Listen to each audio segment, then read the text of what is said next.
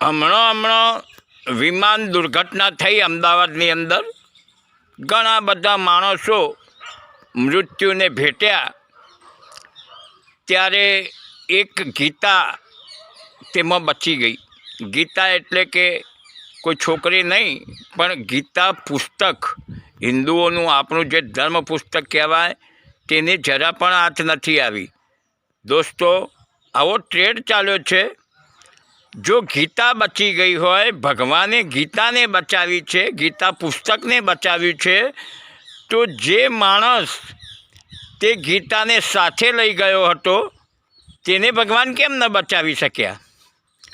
એટલે જ કહે છે ને કે બધું જો સાધુ બનવાથી અને મંદિરમાં જવાથી બધું મળી જતું હોત ને, તો યોગીજી છે ને તે મંદિર છોડી અને વિધાનસભામાં ન આવત. પહાડોની ગુફાની અંદર જઈ અને તપ કરવું તે તો બહુ સહેલું છે, પરંતુ પરિવારની અંદર રહી અને શાંતિ બનાવી રાખવી અને પરિવાર સાથે સંપીને રહેવું તે બહુ જ કઠિન કામ છે. દોસ્તો, માણસના જીવનનું પહેલું વસ્ત્ર એટલે લંગોટ, જેને કોઈ ખીચું નથી હોતું, અને માણસના જીવનનું આખરી વસ્ત્ર એટલે કે મરી ગયા પછીનું છેલ્લું વસ્ત્ર જે છે તે કફન, અને તેને પણ કોઈ ખિસ્સું નથી હોતું. તેમ છતાં માણસ આખી જિંદગી દિવસ અને રાત ખિસ્સા ભરવામાંથી ઊંચો નથી આવતો. દોસ્તો, સત્તામાં જ્યારે અનપઢ લોકો વધારે આવે છે ને, ભણેલા વગરના, ત્યારે શિક્ષણ પણ વેચાઈ જાય છે અને પરીક્ષા પણ વેચાઈ જાય છે.